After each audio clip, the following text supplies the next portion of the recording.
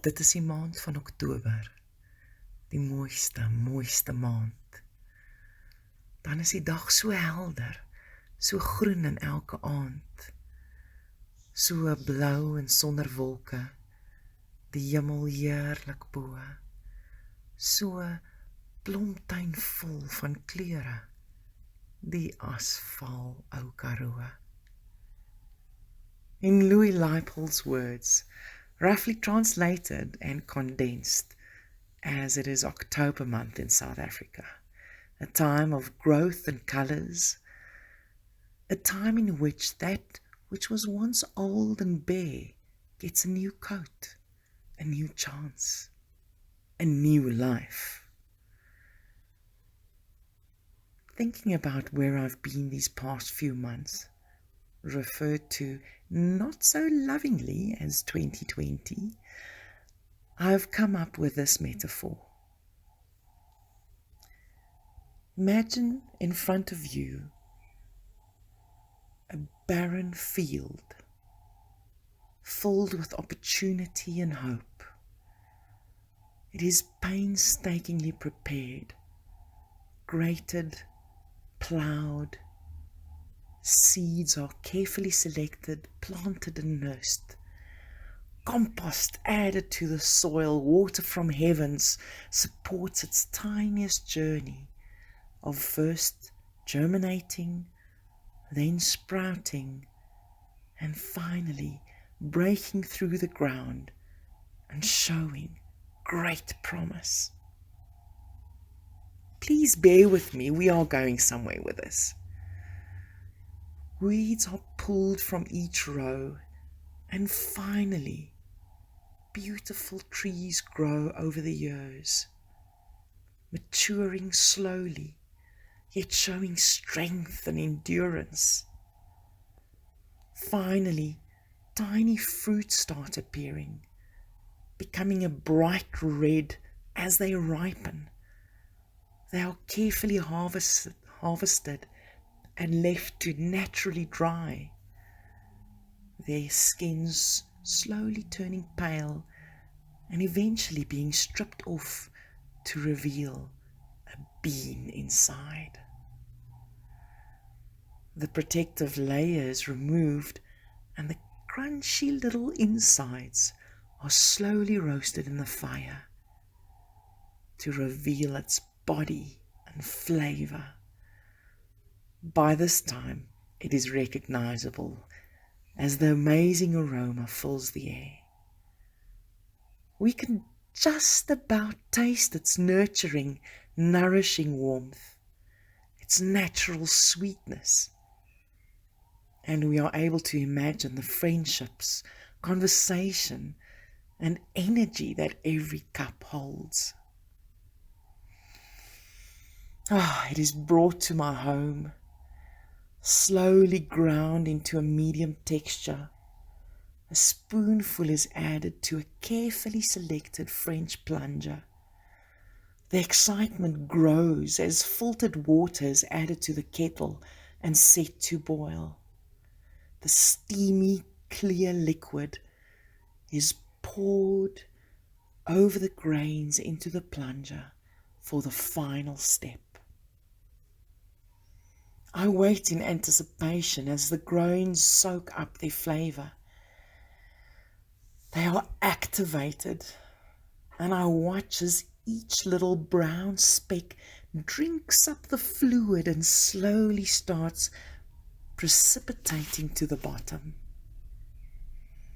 I can hardly contain my excitement as I know the selected cup sitting on the counter, ready to contain the magnificent end product, will soon be able to reach its goal, to fulfill its purpose. I place my hand on the top of the plunger and with meticulous movement start plunging the coffee. As I am about to reach the bottom, 2020 comes along, jerks out the filter, pushes it up and down, mixing grains and fluid, spilling all over the place. And I am left to its side, frozen, staring, my jaw almost touching the floor. What just happened? I thought everything was perfectly in line. Fine, planned, and executed. All the things that I had so long been preparing, carefully introducing into my life, painfully eliminating from my life, walking through the fires of turmoil and celebrating the nurturing drops of rain. How can this not be the end, where I walk off into the sunset with a hot cup of coffee? I have to admit, it's been a struggle.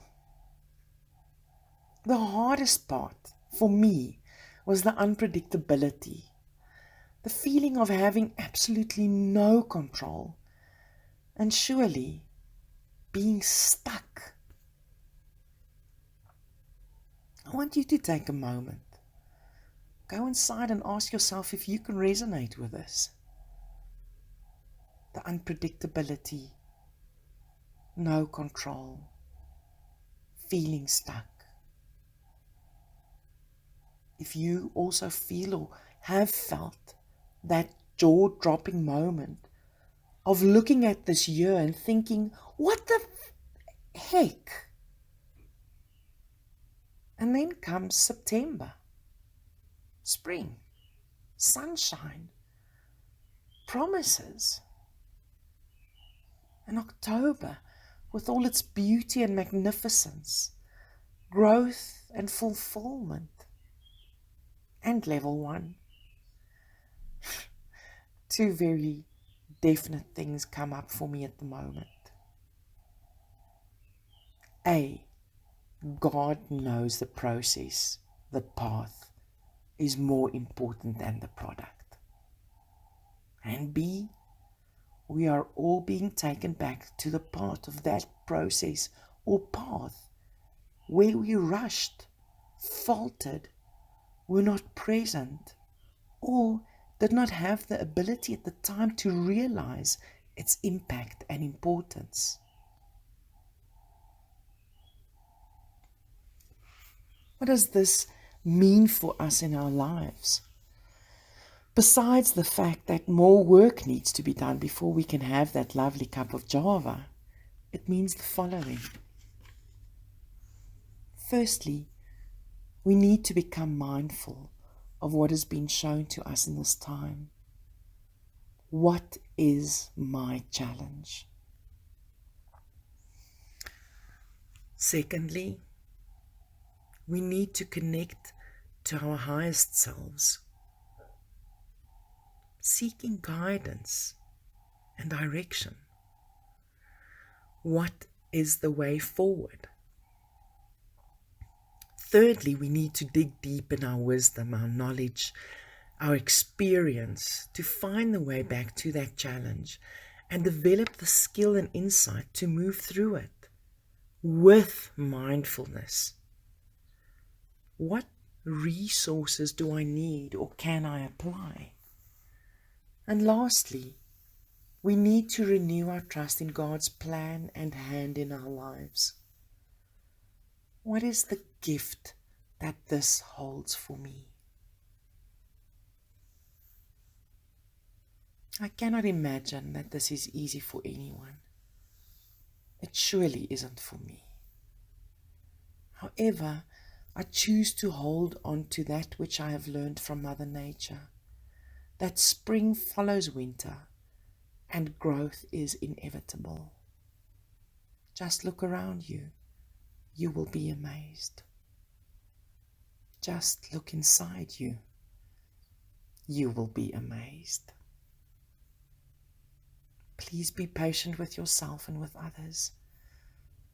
Be kind and do things that are really good for you, for your body, your mind, and definitely also for your soul. Have a blessed, beautiful October. Hope to see you all soon.